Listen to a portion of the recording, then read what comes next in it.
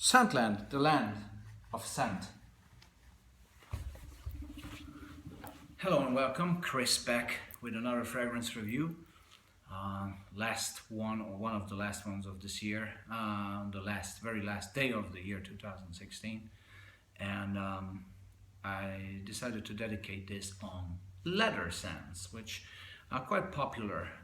They've always been in the past, and they are now. So I'm in my top 10 that I'm going to do about leather fragrances right now. I'm going to try to represent, the times, or this time scale. And this is my opinion. These are my top 10 leather fragrances. There are loads of great leather fragrances out there that I'm not going to mention, including Tuscan leather, which I can't stand at this stage anymore. But there are so many more which are more under the radar ones, and usually, as you may know, I'm trying to concentrate on these type of fragrances, not the most obvious ones, but the out of the spotlight ones that are still great fragrances. There are some niche in here, there are some designer in here, so several decades being represented. So let's check him out right now. On number 10, spot number 10, we have a release from Germany, from the house, very old fragrance house of Farina, called Russisch Leder, Pure de Russie, Russian leather. This is the one. Got this as a present, and it's a very smooth, kind of 60s style leather fragrance. A bit similar to Canisius 10, yet it has its own personality. It's very, it's not a dark leather, it's a bright, sort of smooth,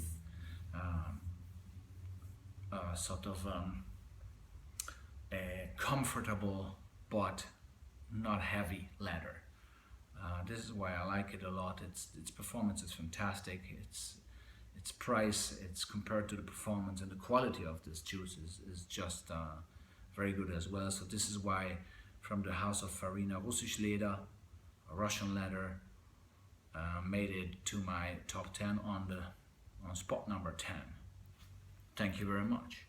Next one, coming to the house of Canisius, Vienna, Austria, a release from 1985 this time, and it's one flanker of the original Canisius 10. This is called Canisius Sec, Sec meaning dry. This is a very boozy leather, only slightly similar, only slightly reminiscent, I would say, to the Canisius 10. This is a fragrance that totally stands alone on its own sort of feet, and it gives you this boozy, warm, almost festive, leathery type of feeling. Like it's warm, it's boozy, it's comfortable. Again, like most leather scents are, and it's juicy as well, and it's definitely energizing type of leather. It doesn't sit on you. It is sort of boosts your confidence and your appearance. So this is why I like Canisius Sec a lot. 1985 was the year, and way ahead of its time, this fragrance. Fantastic. Canisius Sec on spot number 9. Spot number 8, ladies and gentlemen, another Canisius release. What a surprise. Canisius 10 Golden Edition, and this has been released on the 75th anniversary of the original Canisius. It's a direct Canisius 10 flanker, and what it does different, though, it's a bit darker, maybe a bit heavier, less flowery, and but still very, very intriguing, very, very nice. The only reason that it's not going any further on my scale is that the performance is less good as the original Canisius, which beats it. But for different sort of maybe more an evening wear, this Canisius 10 Golden Edition that you see here in front of you is a perfect gentleman's fragrance, I'd really say. And this is why it had to make my top 10 onto spot. It was spot number 8, Canisius 10 Golden Edition. Then we jump a country. We come to France, to a precious house that does jewelry, and most of you know this fantastic jewels. Van Cleef & Arpels, Midnight in Paris. This is the Eau de Parfum version. There's an Eau de Toilette and Eau de Parfum. This is very extremely sophisticated, smooth, slightly powdery, extremely intelligently done leather.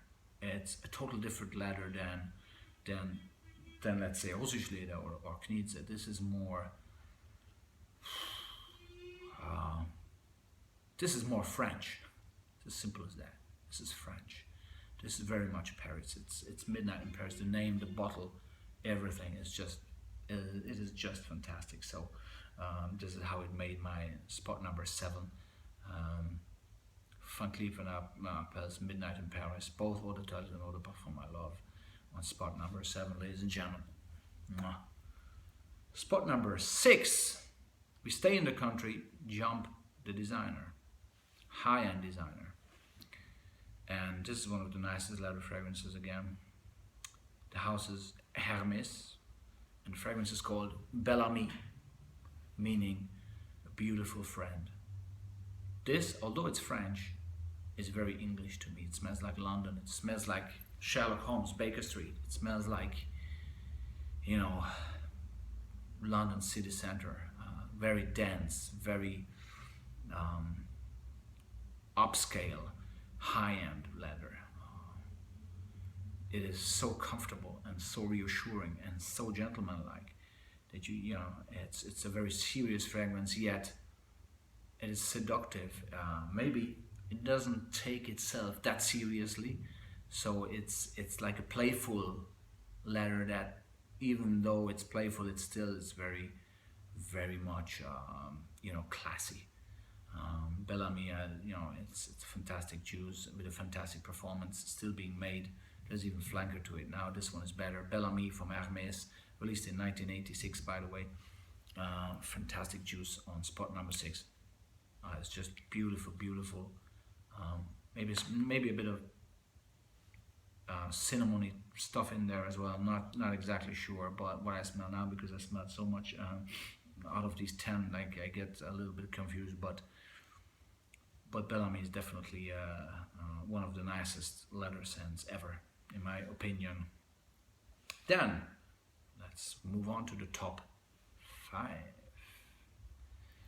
On spot number 5, you may get bored by this review, ladies and gentlemen, because another Canisius is on here, and this is the original Canisius 10, worn originally by Mr. James Dean, the coolest guy ever.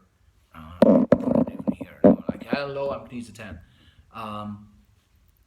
This juice is just, again, it's a more bright leather, but the personality that comes across is extremely, it's calling for attention, and it's light, bright, yet very leathery. It has a very nice flowery aspect to it as well, and then the dry down, a very nice mossy sort of backbone to the fragrance. So this is almost perfect composition. It's not your everyday fragrance, right? But Canisius 10, to do a top 5 or top 10 leather fragrance list without Canisius 10 is impossible. You know, could easily be number 1 as well. It's just not for me, in my opinion, not versatile enough. Even though it has this mossy, flowery thing, the overall image that comes across is very, very. It speaks of a very, very strong personality, and that may not allow you to wear it each and every time, maybe in the office and that. But if you want to wear a quality, high-end leather fragrance, Canisius 10 is the one, released in 1924, ladies and gentlemen. Yeah, incredible fragrance. 1988, and we jump to countries again. The House of Fendi released something that is one of my favorite juices ever. Even the design is fantastic. Ladies and gentlemen, Fendi Uomo. This is very much a child of the 80s. This is spicy Italian leather, yeah.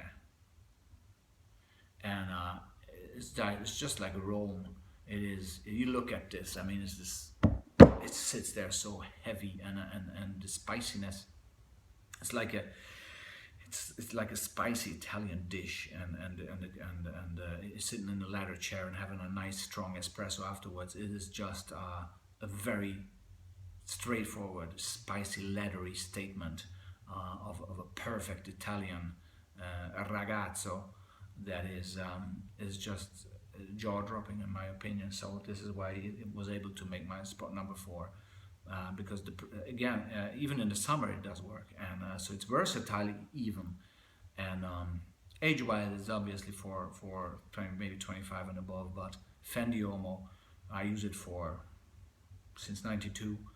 It's almost 25 years now, and this still is every day. Every time I smell it, it's fantastic. I mean, my goodness, you know, Fendi Uomo on spot number 4. And now the top 3, ladies and gentlemen. On spot number 3 is a niche house, French, one of the oldest niche houses in French, having been, you know, revived by Monsieur Gilles Tavernin, a good friend of mine. And one of his fragrances is called Upper 10, and it has one of the most beautiful designs ever. Look at this stuff. I have to show you the bottle. It's fantastic. And this leather scent is leathery, bright, spicy, optimistic, at the same time very deep, very warm, very charming, extremely sexy, almost pushy, but very intelligent. You have to be easy on the trigger. That's an eau de parfum here, and the performance is like with 2 sprays you fly to the moon, and it totally represents what the name is, Upper 10, meaning the upper 10,000s that have at the time established the United States of America. This is being dedicated to them. This fragrance is supposed to be, you know, bringing back those type of, you know, that style, that aura, that vibe that was going around, or was around at the time, represented by these people that were belonging to the upper 10. That's hence Upper 10. And you know, the leather in here is just spicy, bright. Sometimes I get even some orangey nuances, but it is so dense, very dense, that, you know, it's not an everyday fragrance, but it's so good. The quality is so amazing that, you know, after you smell this, you barely want to use any other leather fragrance. It's so nice that it had to be part of my top 3. Lubin, Upper 10 for you, ladies and gentlemen. Spot number 3. Love this juicy guy smell. And look at this. It's heavy. Spot number 2. Back to Italy, right? It's a battle between France and Italy, with the very beginning Austria and Germany playing into the game. But on spot number 2, another Italian one. I reviewed it separately. I gave it a mafioso type of, you know, style. It is. I think that this fragrance could have easily been worn by the Dapper Don, John Gotti. You know, back in those days in New York City. It's very Italian, yet it's very cosmopolitan and international. Released from Trussardi, the first male release from Trussardi, from the House of Trussardi, from the year of 1983, called Trussardi Uomo. This, ladies and gentlemen, I mean, the whole package is plastic, by the way, but it is just it's a statement on its own, right? Trussardi Uomo is a very dry and very direct leather scent. It's like sitting in a car that has leather seats, and you're traveling. It's a very high-class fragrance. It's very manly, extremely manly, very dry, no sweet nuances in this. This is just leather with some soft spices. I don't really detect much citrus or anything like that. It's just this pure leather vibe that comes across. The dry down is quite linear, but it's so well made that it had to be there in the top three, even surpassing Lubin, because this is just like one of the classiest leathers that you can come across, and it's nothing sweet in here. What I don't like in today's leather fragrances, for example, and this is why I left them out mostly, because that to me that's too sweet, too pushy, too much, too screaming. If they're screaming, it's okay because leather is a quite obvious kind of fabric, right? But make it intelligent. Don't push too much with the leather. Like it's very easy to overstep the line with leather, right? And one of my colleagues in Ireland, Kieran, said this smells like an old lady's handbag. Well, old ladies' handbags are made of leather, aren't they? So yeah, even though it smells like that, I'm in the process of doing a top 10 leather composition here or ranking. So if somebody who is totally clueless about fragrances says that this smells like that, this must be a good leather fragrance. Perfect, almost perfect. Trossard L'Uomo, 1983. And on spot number one, ladies and gentlemen, it's more than a fragrance. It is I don't know. To me, it's much more than just a fragrance, even the name. But I've reviewed this in Paris. I got this in Paris this year. It originally has been released in 1980 as a second fragrance of the house of Christian Dior. And it has been re-released in this very year. And one of the bravest things that any designer house has done in the past 10 years is to release this fragrance back to the market. Christian Dior is the house, and the fragrance is called Jules. Ladies and gentlemen, many people back in the US, Canada, and all those English-speaking countries call this Jules. No, this is Jules. Let it melt on your tongue. Jules. Again, Jules, right? Not Jules. Don't ruin the name. Jules. Make the effort. Call it Jules. Dior Jules. It is a outstanding, extremely versatile. It is just brings tears to your eyes. This fragrance, right? It's so well done. There's nothing that I could say is wrong about this fragrance. Nothing. The start, the leatheriness, the performance, and the versatility that it starts on you with a little bit of bergamot, and the fragrance's floweriness as well, some mossiness, some woodiness, and it's warm. It's not sweet at all. Maybe slightly, but let me smell quickly. No, it's not a sweet fragrance. It is just it's nothing like they released today, right? And yet Dior said we bring this back to the market, and this is so extremely brave, and I think it's a huge success. I've seen Mark doing a review on this as well. I mean, it is just fantastic, this juice. And it becomes one with you, and if you spray it under your shirt, which I always recommend with each and every fragrance, because if it gets one with your body temperature, body heat, and chemistry, it develops in its own way. Like, don't judge it from the top notes, right? Give this 24 hours, because this actually is going to last 24 hours, and let it breathe, let it become one with you, let it greet you back in the evening from underneath your shirt. It's fantastic. Especially with Jules, which is a fragrance that has a fantastic development from top notes to base notes, with its woodiness, woody leatheriness, and slight mossiness at the end. I mean, it's just gorgeous. It's like the juice of God, I would really say. It is so fantastic. It had to make my spot number one. Jules, there for you, from Christian Dior, released this year, even though the original was released in 1980. And again, you know, I salute Dior for bringing this back, and I have just gotten for Christmas a backup bottle for my loved one, so I'm very happy I can finally use this freely. I mostly use this for springtime because it's warm, but it's uplifting. It's try Try it. No more words.